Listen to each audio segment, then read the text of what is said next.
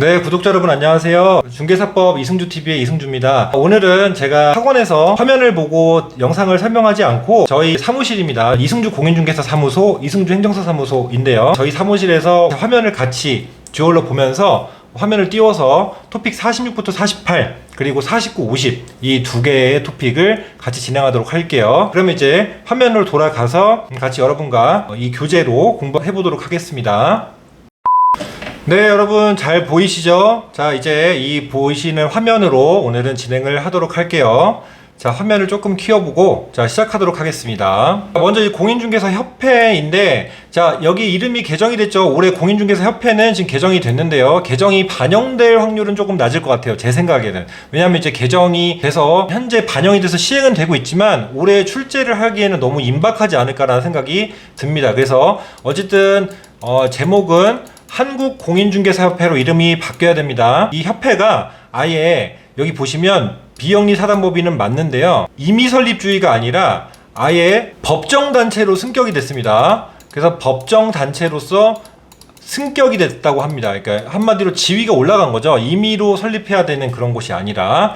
그래서 아무튼 이 사단법인은 맞는데요. 법정단체가 됐다. 이렇게 기억을 해주시면 되고. 자, 그래서 임의 설립은 아닌데 임의 가입은 맞아요. 그러니까 가입은 임의로 할 수 있어요. 의무로 가입해야 되는 건 아니다. 이걸 좀 알아주시면 좋겠고. 여기 보시면 여기에 설립 절차 있죠. 이거는 싹 사라진 겁니다. 여기 싹 사라진 거예요. 저도 이제 내년 교재 개정판 반영을 해야 되는데 원래 이걸 공부했었잖아요. 이 공부할 게 줄어들었어요. 이게 사라지긴 했지만 중요한 건 이제 여기에다가 뭘 넣어야 되냐면 총회라는 부분을 넣어서 이제 총회에 관한 부분을 여러분들이 같이 공부를 하실 건데 이 총회는 내년에 공부하실 분들이 좀 주안해서 보시면 돼서 올해 보실 부분들로는 제가 요약 강의에는 따로 넣지 않도록 하겠습니다. 그래서 이 자세한 내용을 보고 싶으신 분들은 제가 얼마 전에 그 개정 법령 모음 이렇게 있죠. 그 영상 찍어 놓은 게 있어요. 거기에 이제 협회에 대해서 영상을 자세하게 올려놓은 게 있으니까 그거 기억해 주시면 되고요. 우선 명칭이 바뀌었다. 그 다음에 설립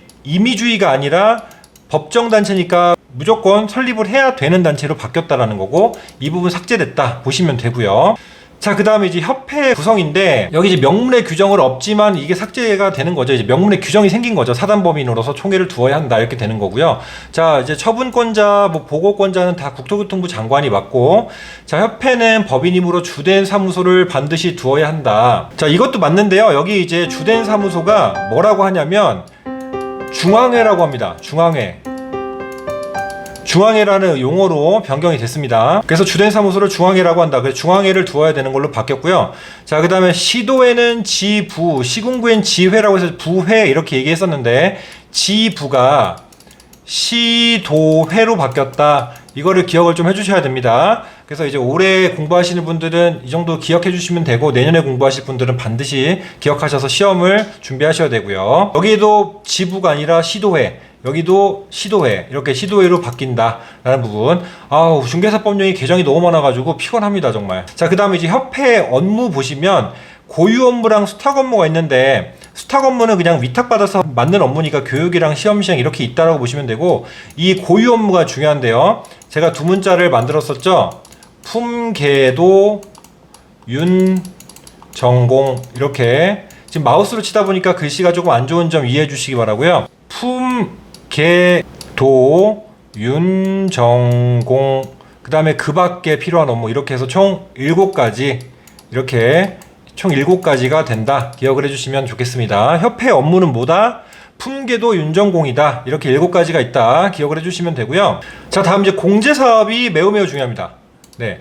자, 우선은 우리 토픽 41에서 공부한 거 있잖아요. 에스크로. 거기서도 이제 공제사업을 할 수 있는 자로 한국공인중개사협회가 해당이 됐었는데 그 공제사업입니다.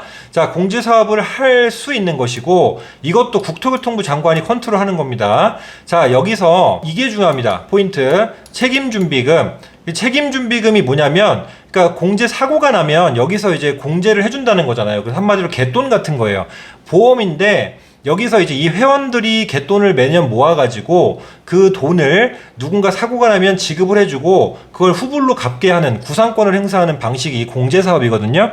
근데 이제 공제사업을 할 때 얼마를 지급할 것인지 사전에 준비를 해놔야 되는 거예요. 그래서 이 준비금이 최소 얼마 이상을 준비해야 되냐 이거거든요. 공제 금액을. 그래서 공제료 수입액입니다. 전체 공제 사업액이 아니라 공제료 수입. 자, 공제료를 위해서 매년 회원들이 돈을 내잖아요. 그 수입액의 100분의 10 이상으로 정해야 된다라는 부분이고, 여기서 비교해야 될 게 뭐냐면 이 재무 건전성 유지 있죠. 여기가 지급 여력 비율을 100분의 100 이상 유지해서 재무 건전성을 준수하는 건 100분의 100이에요. 자, 재무 건전성은 말 그대로 100분의 100, 그러니까 안전성을 유지해야 되는 거고, 이건 지급 준비금은 100분의 10 이상으로 해서 일정 수준 이상을 준비해놔라 이렇게 하는 거니까 이 숫자를 바꿔서 내거나 단어를 바꿔서 내는 거 유의하시기 바랍니다. 자, 그 다음에 회계관리는 별도로 해야 되고, 운용실적은 매 회계년도 종료 후에 3개월 이내 일간신문 또는 협회부에 공시하고, 5어가 아니라 엔드입니다. 엔드. 협회 인터넷 홈페이지에도 게시해야 된다. 같이 보시고요. 자, 공제사업운영위원회랑 또 비교를 많이 하는 게 앞에 공부했었던 정책심의위원회 있죠. 토픽 8. 이 8의 정책심의위원회랑 구분을 하셔서 비교하실 것 강조드리고요. 여기 19명 이내로 한다. 위원장과 부위원장 각각 1명을 두되 위원 중에서 호선하고, 전체 위원 중에 3분의 1 미만으로 하는 게 협회 측 인사를 그렇게 해야 된다. 위원의 임기는 2년 가능하다. 이제 이 정도만 보시면 되고요.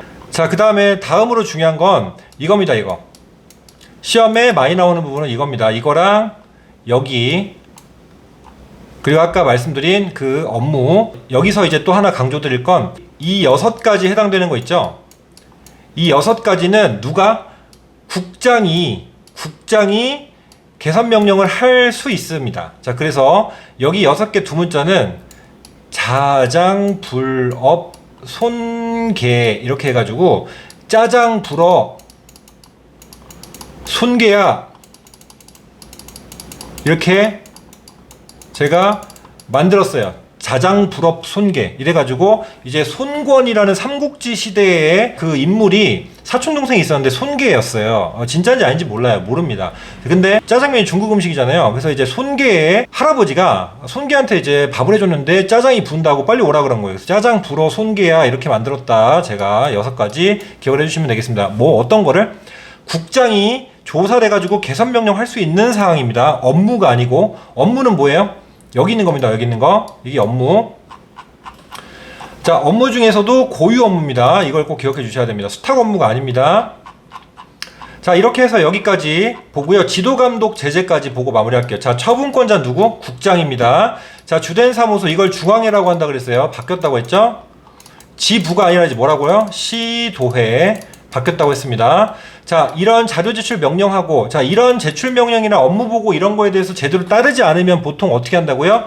500만원 이하의 과태료를 매긴다 그랬죠. 500만원 이하의 과태료는 그게 가장 많다 그랬어요. 그래서 중개사 같은 경우는 연수교육 안 받을 때 500만원 이하의 과태료가 있고, 자, 여기 이렇게 협회에 대한 제재. 자, 이것도 제가 두 문자를 만들었었는데, 공개 시 방위라고 해가지고 공개 시 방위다. 5개 두 문자 만들었습니다. 협회에 대한 제재. 이때 제재할 수 있다. 국장이. 이것까지 같이 기억을 해주시면 되겠습니다. 그래서 공제사업 운용실적 공시 안 했거나, 개선명령 이행 안 했다, 감독상 명령에 위반했다, 시정명령 불이행했다, 거부방해 기피했다, 조사를. 이렇게 되면 지도감독 할 수 있고 500만원 이하의 과태료를 매길 수 있다. 이 부분까지 보시겠습니다. 위탁하는 거는 크게 보실 게 없어서 그냥 보실 필요는 크게 없습니다. 그냥 위탁할 수 있다 정도만 보치기니까요. 조문상 보시면 되겠습니다. 자, 이렇게 해서 토픽 46에서 48 공인중개사협회가 아닌 한국공인중개사협회로 개정된 내용에 대해서 설명을 드렸습니다. 수고하셨습니다.